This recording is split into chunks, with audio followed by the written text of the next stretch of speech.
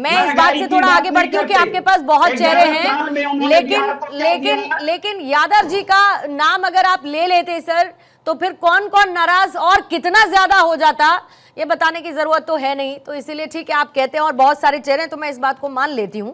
लेकिन वही दूसरी तरफ सत्यप्रकाश मिश्रा जी, अगर मैं मुस्लिम वोट बैंक की बात करूं तो मुस्लिम वोट बैंक आपके खाते में भी आता है, इसमें कोई दो राय नहीं है। क्या आपको लगता है कि ये वोट बैंक और जो सामाजिक न्याय वाली छवि लेकर नीतीश कुमार चलते हैं, बीजेपी को तो नहीं मिलता सर, हम ऐसा मानते हैं। हालांकि पिछले कुछ वक्त में हमने एक पैटर्न में चेंज जरूर देखा है, और क्योंकि वो वोट बैंक की राजनीति नहीं करते ऐसा कहते भी हैं।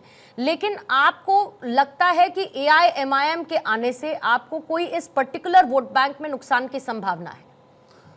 पूर्णिमा जी, सबसे पहले तो सवाल शुरू हुआ था सामाजिक न्याय से, फिर मुस्लिम वोट बैंक आया, फिर तेजस्वी जी की राजनीति के वो दवाई कमाई की बात आई। सबसे बड़ी बात थी उनकी नौकरी लेकर के जमीन की उगाही। 13 अक्टूबर को राउज एवेन्यू कोर्ट लालू यादव जी के पूरे परिवार जो उसमें शामिल आरोपित है उस पर फैसला सुनाने वाला है। तो वो एक महत्वपूर्ण पक्ष होगा बिहार की राजनीति में।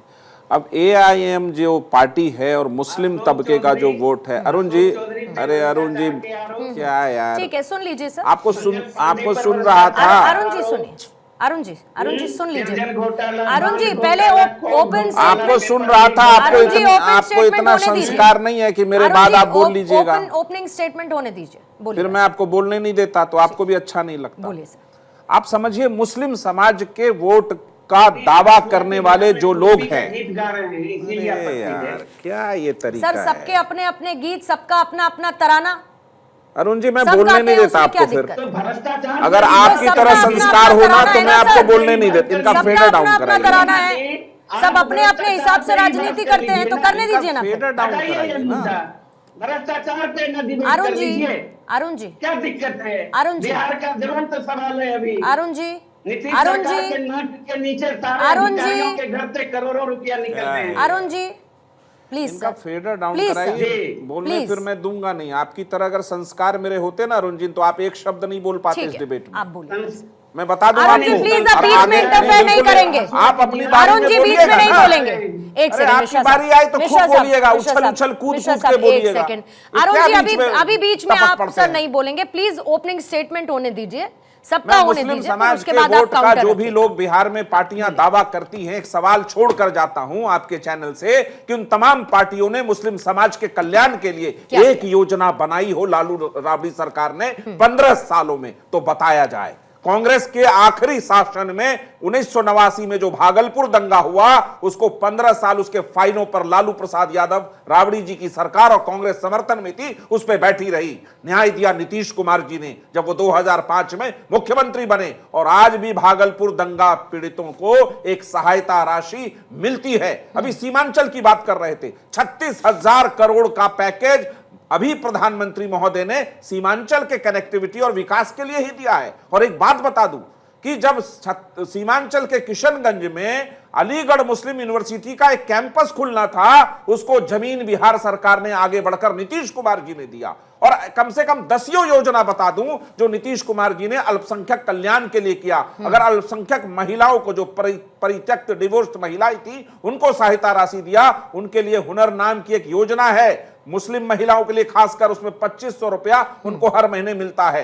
मुस्लिम समाज के बच्चों के लिए आवासीय विद्यालय बनाया। मुस्लिम समाज के लड़कों के लिए स्वरोजगार कार्यक्रम के तहत उनको बैंक से जो 10 लाख लोन मिलता है उस पर सब्सिडी दी। और तमाम बिहार में जो सांप्रदायिक हिंसा हो जाती थी, खासकर कब्रिस्तान को लेकर के, उसकी घेराबंदी, समस्त कब्रिस्तानों की घेराबंदी नीतीश कुमार जी ने किया। तो नीतीश कुमार जी जब मुस्लिम समाज के कल्याण के लिए लगातार काम करते रहे, तो विकास के नाम पर वोट उन्हीं को मिलेगा। बाकी सब लोग मुस्लिम समाज को पकड़ाते रहते हैं, झुंझुना, कभी आरजेडी पकड़ाती है, कभी एआईएम आ जाती है। लेकिन मैं एक पूर्णिमा जी बात कहूंगा, पिछले लोकसभा चुनाव में जो किशनगंज कहा जाता है कि एआईएम के एक वहां पे विधायक हैं, उनका गढ़ है, उनको वहां की जनता ने तीसरे स्थान पे फेंक दिया। तो आप समझ लीजिए किसकी पकड़ कहां है। और 31 सीटें एनडीए वहां जीती, 40 में से 31। तो समझ लीजिए कांग्रेस और लालू जी की क्या स्थिति है वहां पर। अब चूंकि चुनाव का वक्त आया है, तो बिहार की जनता वोट करेगी उसके विकास के पहिए पर, जो विकास की रफ्तार 14.5% का विकास दर है, और बेरोजगारी कहते हैं, ग्रामीण बेरोजगारी 3.3% है और शहरी 5.6%। तो 50 लाख, होल्ड ऑन,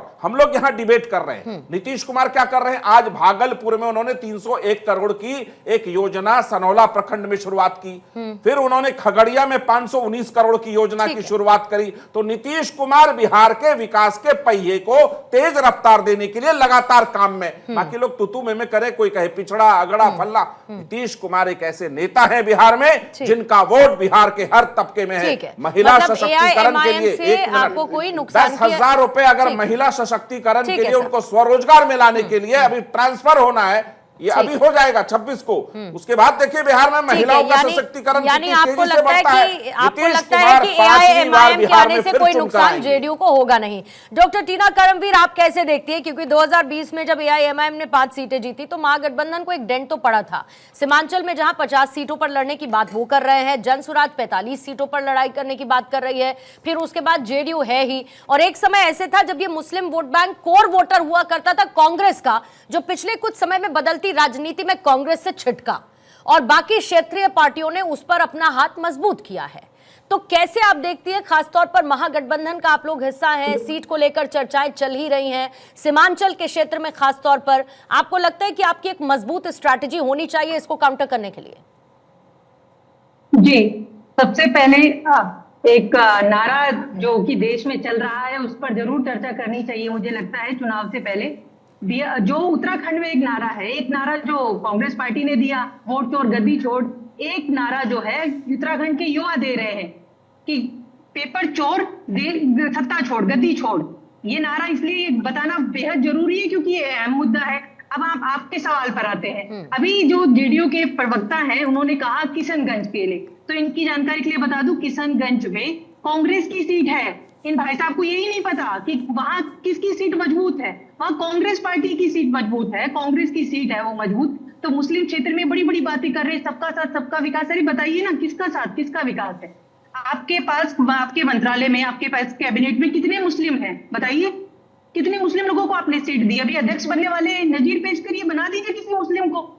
अगर आप मुस्लिमों के इतने हितैषी बन रहे हैं तो ये मुस्लिमों के हितैषी बनना बंद करिए। और ये कहते हैं जो पार्लियामेंट में सबने सुना है, इनके सांसद ने किस तरीके से मुस्लिमों को गालियां दी है, सबने सुना है।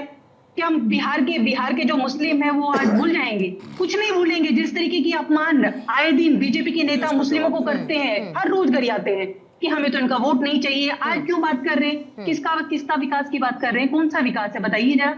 आप, जनता पूछती है ना, इनसे सवाल पूछ रही है जो ये बात करते हैं। आज आप बताइए, बिहार ही क्यों, पूरे देश के अंदर ही तो नारा गूंज रहा है ना, वोट चोरी करके तो सरकार बना रहे हैं, हर जगह सरकार बना रहे हैं। आपने बताया चाणक्य धर्मेंद्र प्रधान कर्नाटक में हार के आए हैं, बिहार में उनको प्रभारी, कर्नाटक में वो चुनाव हारे हैं तब उनको प्रभारी बनाकर भेजा है। तो जो हालात कर्नाटक में हुए थे भारतीय जनता पार्टी के, वही अब बिहार में होने जा रहे हैं, क्योंकि इन्होंने चाणक्य ऐसे ही भेजे हैं। और अच्छी बात है कि जहां हनुमान जी ने जो गदा से कर्नाटक में इनको देकर भगाया था इनकी पीठ पे, ऐसे ही बिहार में भी होने जा रहा है।